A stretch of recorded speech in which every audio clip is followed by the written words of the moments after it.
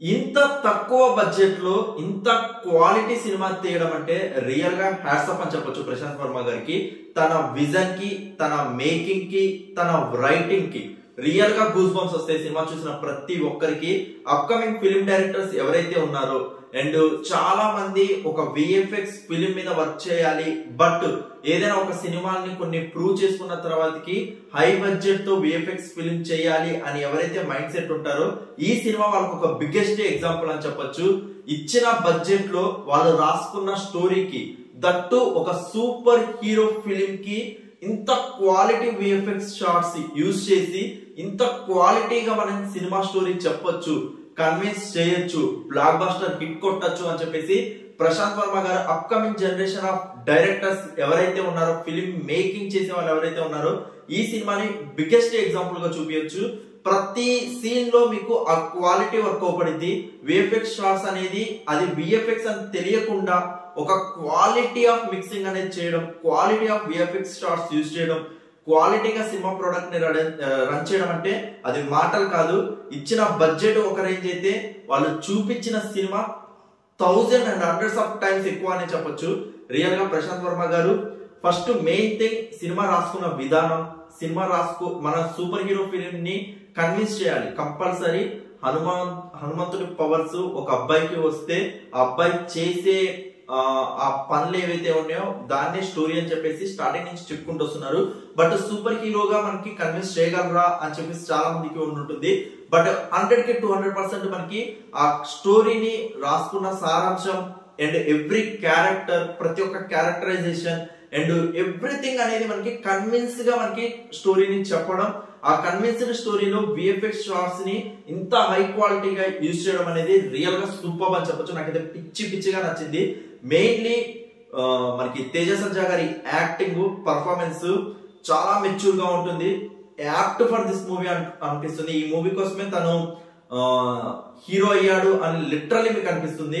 And మనకి ఈ సినిమాలో ఎవ్రీ సినిమాకి మనకి గెటప్ శ్రీను గారికి ఏదో ఒక మంచి క్యారెక్టర్ ఇస్తూనే ఉంటారు. జాంబిరెడ్డిలో సూపర్ క్యారెక్టర్ పడింది ప్రశాంత్ వర్మ గారి మూవీలో.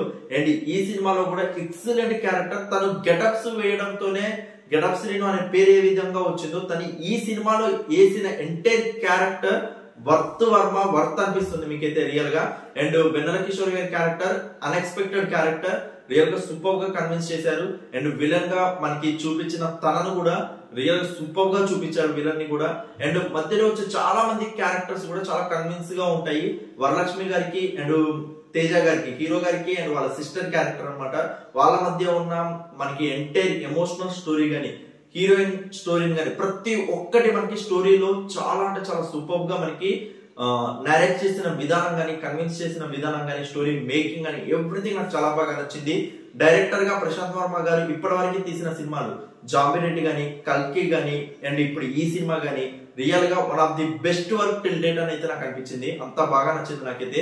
అండ్ మ్యూజిక్ పరంగా, బ్యాక్గ్రౌండ్ మ్యూజిక్ పరంగా బయట సాంగ్స్ రిలీజ్ చేసినప్పుడు మేబీ మీకు అంత ఇంపాక్టబుల్ గా ఉండకపోవచ్చు కానీ సాంగ్స్ గానీ అండ్ సాంగ్స్ కి మించి బ్యాక్గ్రౌండ్ మ్యూజిక్ ఇవ్వడంలో మాత్రం సక్సెస్ అయ్యారని చెప్పొచ్చు. బ్యాక్గ్రౌండ్ స్కోర్ అయితే లిటరల్లీ కొన్ని సీన్స్ లలో అయితే మీకు గూస్ బంప్స్ ఉంటాయి.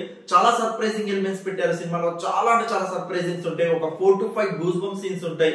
ప్రతి ఒక్క దానికి ఎలివేట్ చేసింది ఆ సీన్ అంటే అది డెఫినెట్లీ మ్యూజిక్ డైరెక్టర్ అని చెప్పొచ్చు. ప్రశాంత్ వర్మ గారికి ఒక టీం ఏదైతే నమ్ముకున్నారో ఆ టీం నుంచి వాళ్ళ యొక్క హై క్వాలిటీ వర్క్ తను రాబట్టుకున్నారని చెప్పొచ్చు. ప్రతి ఒక్క డిపార్ట్మెంట్, అటు విఎఫ్ఎక్స్ స్టూడియోస్ నుంచి తనకు కావాల్సిన విఎఫ్ఎక్స్ షాట్స్ ఎలా రాబట్టుకున్నారో, మ్యూజిక్ డైరెక్టర్ నుంచి మ్యూజిక్ గానీ, యాక్టర్స్ నుంచి యాక్టింగ్ గానీ, తను ఏదైతే ఫైనల్ ప్రొడక్ట్ మిక్సింగ్ అనుకున్నారో ఆ ప్రొడక్ట్ మిక్సింగ్ ఎడిటర్ నుంచి గానీ ప్రతి ఒక్కటి టాప్ నాచ్ గా మనకైతే తనకున్న లిమిటెడ్ బడ్జెట్ లో తను సాధించడం అంటే లిటరల్లీ సినిమా మీద ప్యాషన్ ని చూపిస్తుంది ప్రశాంత్ వర్మ గారికి. లిటరల్లీ నాకైతే చాలా బాగా నచ్చింది. అండ్ మెయిన్లీ ఆ లాస్ట్ క్లైమాక్స్ పార్ట్స్ ఏవైతే ఉన్నాయో అండ్ ఈ ప్రీ ఇంటర్వెల్ పార్ట్స్ ఏవైతే ఉన్నాయో ప్రతి ఒక్కటి మిమ్మల్ని అయితే మెస్మరైజింగ్ చేసే ఉంటుంది. డెఫినెట్లీ నాకైతే సినిమా చాలా బాగా నచ్చింది. అండ్ చిన్న పిల్లల నుంచి ఒక ఏజ్ 1 నుంచి ఏ ఏజ్ లిమిట్ అయినా ఎలాంటి అభ్యంతరం లేకుండా సంక్రాంతికి ఫ్యామిలీ మెంబర్స్ అందరినీ కూర్చొని థియేటర్ లో మంచి ఎక్స్పీరియన్స్ చేసే మూవీ అయితే ఇది. So no doubt at all, హ్యాపీగా వెళ్ళి హనుమాన్ సినిమాని థియేటర్ ఎక్స్పీరియన్స్ చేయండి.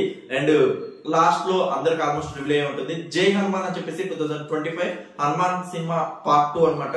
డెఫినెట్లీ దానికోసం ప్రతి ఒక్కరు ఈగర్లీ వెయిట్ చేసేటట్టు మనకి ఈ సినిమాని అయితే ఎడ్జ్ వరకు కూర్చోబెట్టారు. రియల్ గా hats off. And I'm big big big fan of this movie అని అయితే అంత పిచ్చిగా అనిపించింది. సో డెఫినెట్లీ సజెస్ట్ చేస్తున్నాను, కంపల్సరీ చూడండి. And thank you so much for ఎలా సపోర్ట్.